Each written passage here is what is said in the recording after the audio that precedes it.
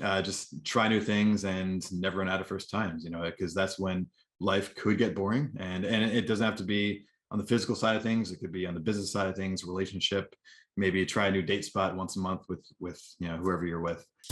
Welcome to Clicks and Bricks Podcast. We talk about the entrepreneur mindset. If you get one shot at this, what kind of shot are you going to take? If we forget who we are, they're going to forget who you are. You've got an adversity story that's out of this world. Everything from that Main Street brick and mortar to that billion-dollar manufacturer. Jordan, thank you for joining us today. Excited to have you on the show. Before we learn about what you currently do, can you tell us a little bit about your history and who you are? Sure. My name is Jordan Hinsch. I'm a native New Yorker, travel enthusiast, adventurer, thoughtful risk taker, and really, even though I didn't set out to be this way, I'm a sales and marketing veteran. I actually graduated in the heat of the recession back in 08, 09, and I told my parents I will never get into sales. I hate sales. I want nothing to do with it. And my first job out of college, I couldn't get a single job anywhere really reputable, so I sold cars. And every job since then has been sales as well. I moved down to Miami in 2017 with a relocation promotion in my previous role in private jet charter sales, and it's been a great move. It's spurred a lot of new interests, new hobbies, and a lot of excitement, and it's brought me to where I am today. I'm a W-2 salaried employee in commercial real estate, media, and events. But I do also have a blog on the side and invest in real estate and whatnot. Just really trying to maximize my opportunities while we have limited time on this earth.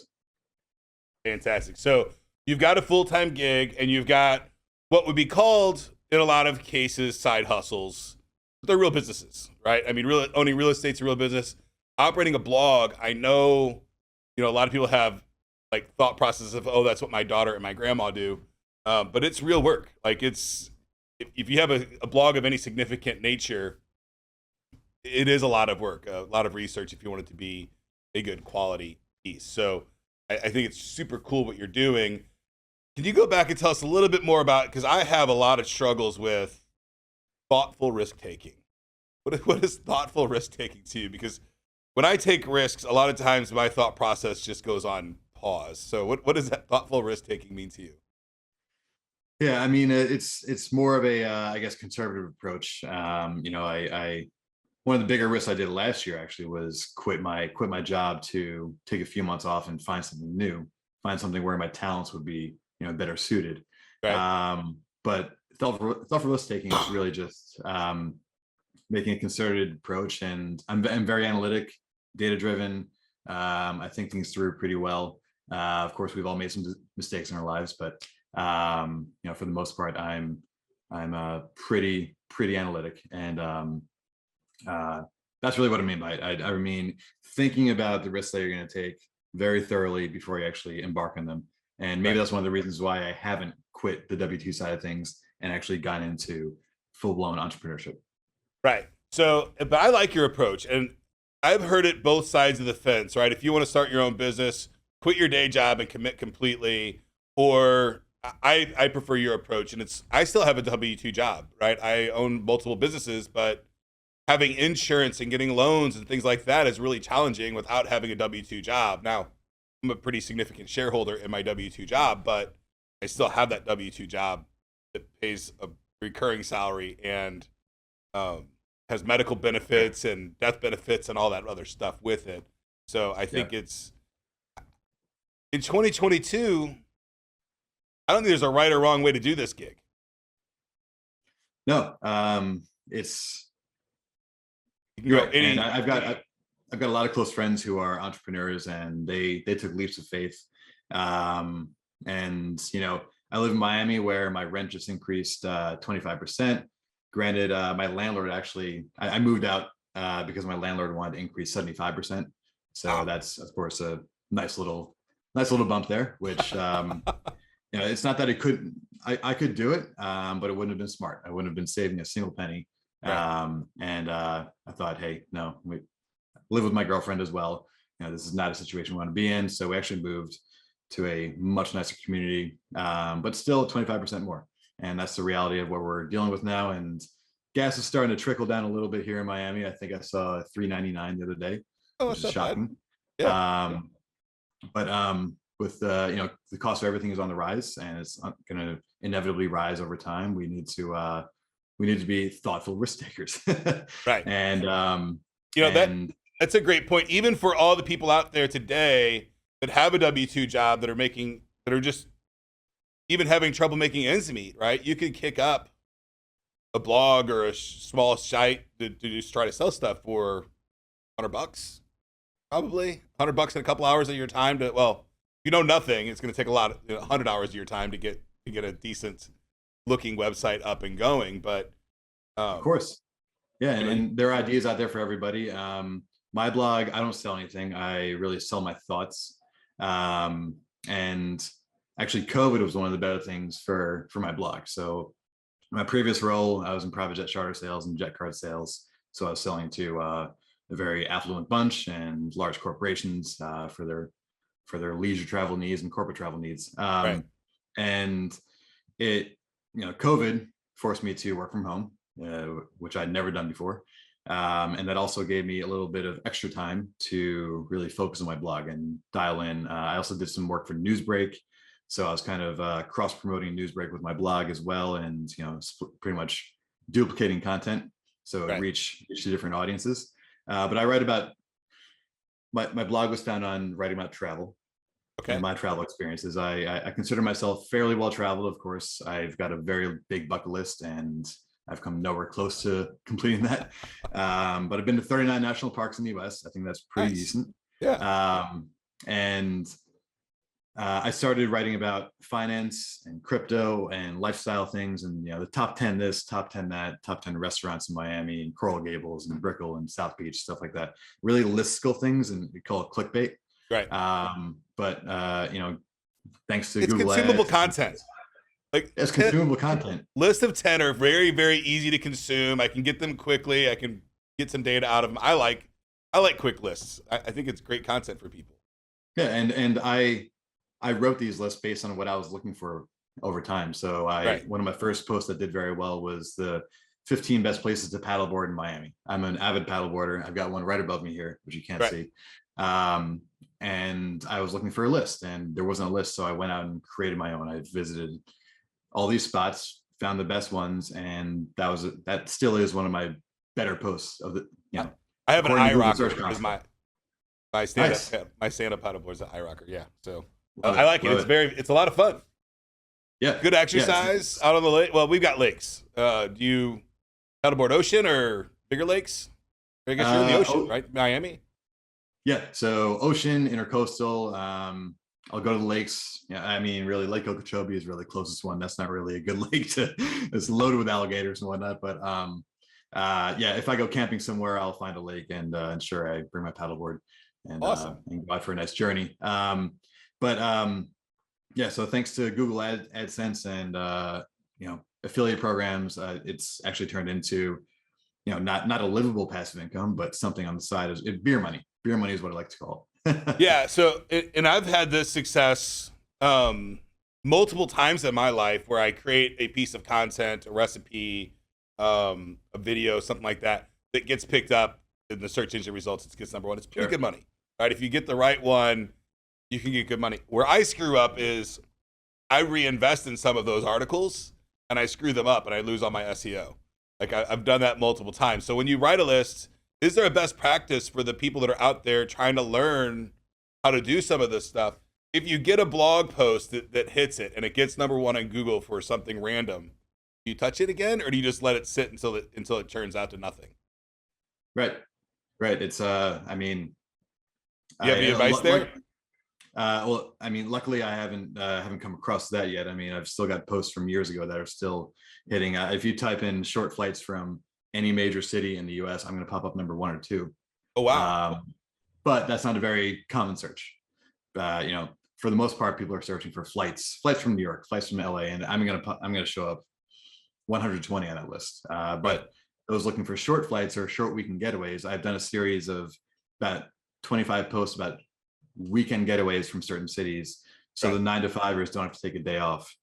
So flights within 3 hours, flights within 3.5 hours, manageable things, even international trips from Miami and from Dallas and whatnot. Those are very well read, and it comes complete with links for hotels and car rentals and flights and whatnot. So it's very easy for those users to jump off to different websites. And then for the folks that don't know what's going on the back end there, Jordan's getting, somebody books a hotel room, you're getting a commission, or somebody, books the flight, you're getting a commission, all those things. So this is where you write one piece of content and it could last you forever. My advice is if you get one that ranks good in Google, don't touch it. Don't, just let it go until it stops doing good. Leave it, let it go. I have a bad problem of when something starts to work, I tinker with it, try to make it better, and I end up screwing it up. So it happens to me more times than I care to admit. But so I actually did come across that last year. In 2020 I wrote an article and I put 2020 in the title of the article, and then that stops doing well on SEO immediately when it turns 2021, because no one wants to read about last year's top this, top that anymore. So So yeah, it's interesting game. I like the content creation model, right? It's a lot of fun. It is truly passive income in some ways with Google ads and these commissions. You put it out there, you just never know when somebody's going to hit it and find it and go. And you've done the work a long time ago. So I don't normally believe in passive income models, because I think to keep it, the second that somebody realizes what you're going to do, they're going to take it away from you if they can, right? So there's always somebody going to be trying to take that top blog, that top Google search from you if you are just going to let it sit and be. Absolutely. It's a very competitive market. And that's obviously, there's a lot of money to be made by being number one. So absolutely. And so I do have also a photo portion. So this is my true passion right here, taking pictures, landscape, cityscape, whatnot, any sort of pictures. Like I always say, if National Geographic were to call me today, right after this podcast, and say, Jordan, we want to offer you X amount to fly around the world and take pictures, and you can take your girlfriend with you, I'll drop everything in a heartbeat. Everything in a heartbeat. That's the dream job, huh? That's and my we passion. can tell that you're passionate about photography, right? I like your little Jeep with the GoPro in the back there. That's super cool. There you go. But that comes with, your passion for photography came with a little bit of, I don't want to call it fame in Instagram. Can you tell us a little bit about your Instagram following and how that came around? So I started gaining a bit of a following by posting a lot of surf videos and paddleboard videos back in 2018, and then I started going on solo road trips actually in 2018 as well. I went on my first solo coast to coast road trip. I took about 11 days PTO, 18 days total. Certainly not enough by the average person to see what I saw, but I'm very good at scheduling. I come from a past of curating itineraries for my clients to maximize time, and I did that for myself in this case. And so I took a lot of pretty cool photos. I think they did pretty well on Instagram. Started getting a following, and then 2019 rolls around, and somebody tells me, you should share some of your ideas on a blog. So that's when I created the blog, and I kept going on road trips. So I did 2019 and 2020 as well, summer road trips across the country, and this is where I saw 39 national parks as well. Wow.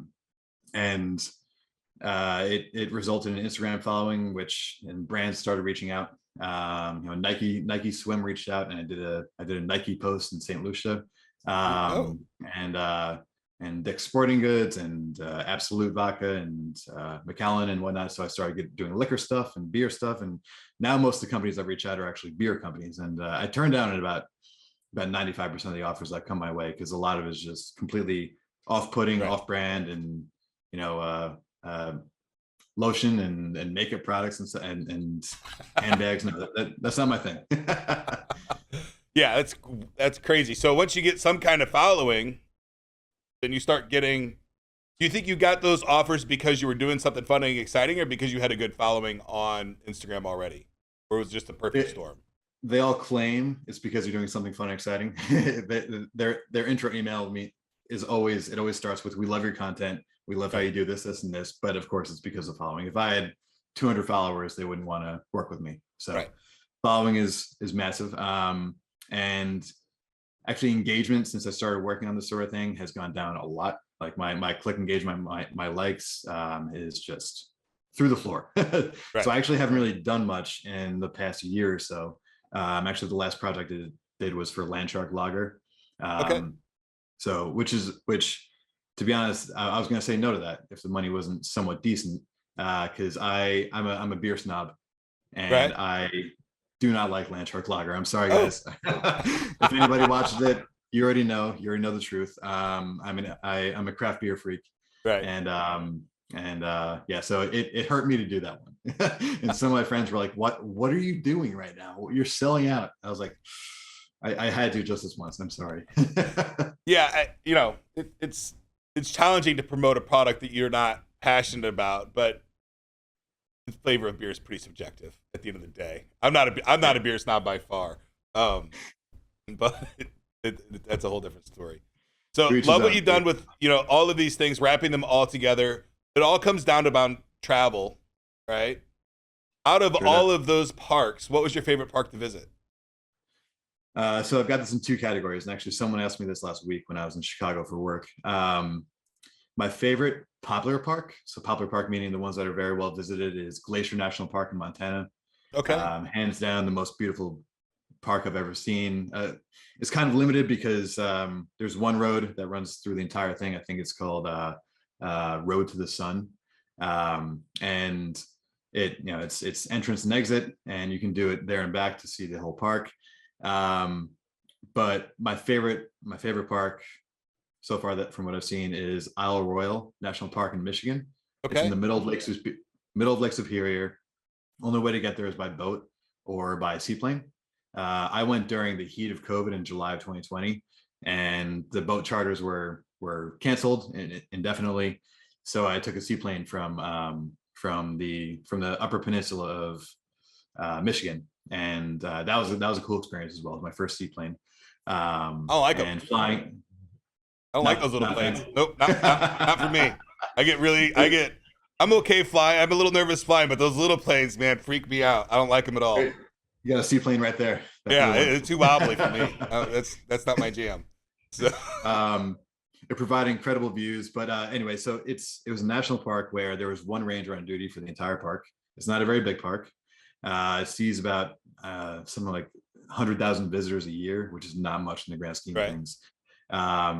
And it's actually so small that the one park ranger makes you write on a chalkboard where you're going at all times, just so he or she knows, because there are wolves in the area, and there's some big moose, which might try to mess with you. But it was just a beautiful park, and I took pictures and I posted them on Instagram, and people were like, "Are you in the Caribbean right now? Like that's incredible. Where are you?"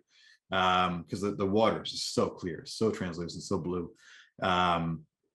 That was a very, very fun experience, and doing it solo, I think, was very important. I love traveling with my girlfriend right now, but I think traveling solo is very important for character build and everything in between. I travel a lot by myself, and it is very therapeutic. My wife just doesn't like to travel. Like, you go, I'll stay here with the kids. So I do. Awesome. Yeah. So what was the name of the park again? The one in the lake? Isle Royale National Park. Isle Royale. How long of a ferry ride is that normally? If you weren't the ferry ride, I believe, is about 50 minutes. Oh, that's not bad. Yeah. So and you take that from Minnesota, actually. So it's between Minnesota and the Upper Peninsula of Michigan, and you catch the ferry from Minnesota, you catch a seaplane from Michigan. Awesome. I'm not a huge park guy.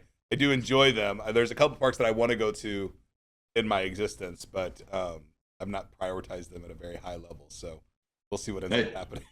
Yes, I mean, some more popular ones that I recommend everybody go to are the Smokies, Yosemite if you're in California, and Everglades if you're in Florida. That's it's a swamp, but it's still pretty incredible. Right. I'm going to go to where the redwoods are. Yeah. Redwood National Park and State Park are incredible. Sequoia, Kings Canyon. Beautiful stuff. That's just it's out of this world. All right. So out of all these journeys that you've had and all this excitement and all that stuff, you've come up with a catchphrase. Can you share that with us? Yes, it's never run out of first times. Okay. I thought of this back in 2019 when I was starting my blog. I actually incorporated it into my logo as well.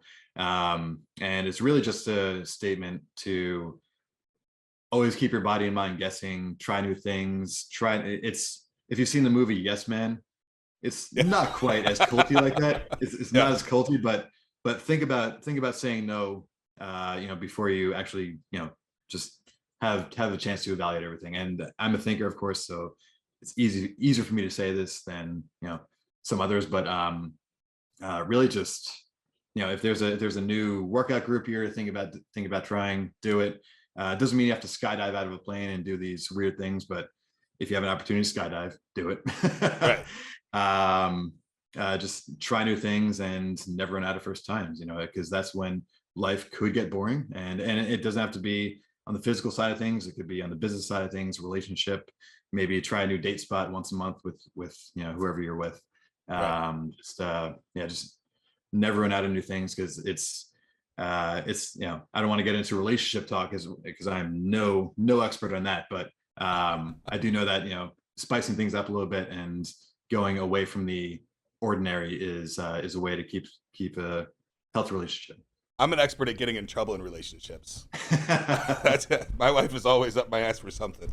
God love her. She's an amazing woman. But yeah, I'm definitely in trouble for something always. So. Always. And we don't even know why, right? So you said, don't let life get boring. Why is that important? Again, that's just important for me. That's a testament to I'm also a believer of a half day is 12 hours, not 4.5 hours. Right. I try to cram as much as possible into every day, because time is the most valuable thing we have, and it's one of the most limited things we have. And aside from the other guarantees in life, which are death and taxes, that's up there in areas of most importance.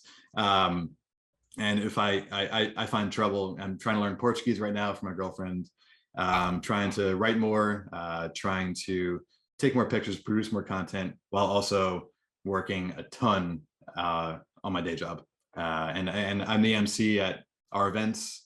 I'm in operations, so I'm doing a lot for my company, which I love. It's a fantastic job. I'm very, very happy I found it. But I just try to fit as much as possible into every single day, to really take advantage of the most. But I also love relaxing and cracking open a beer and watching a movie on the couch. So it's it's hard to find. We talk about this a lot, and the whole hustle culture right now, I think there's a lot of problems with it, and I also think it's really, really great. For you, it seems to me like you just love everything that you're doing. You really, really enjoy doing it. So going to the national park or traveling by yourself is better than sitting on the couch and watching Netflix for 4 hours a night, right? Sure.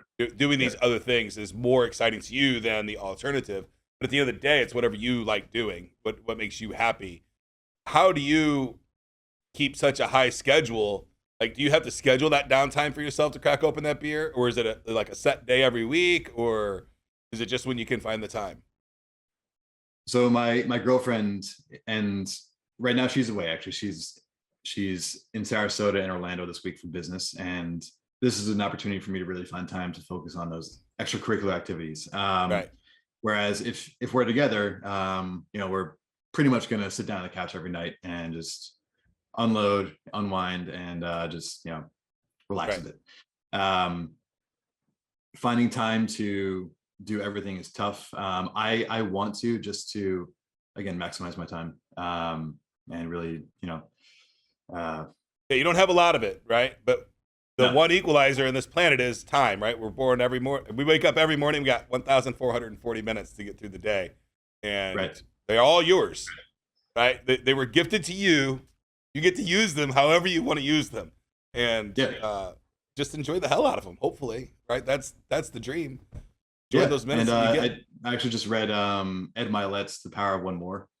Just came out a couple weeks ago, and that's. It's a fantastic principle, and it's just do one more thing, do one more this. I got to see him speak last month in San Diego. Excellent. It was very, very powerful speech. Excellent. Yeah. He's great. I listened to his Bigger Pockets episode as well, where he was promoting his book and talking about it, and it actually resulted in my purchase of his book. So hey, he did something right. I have not read it yet.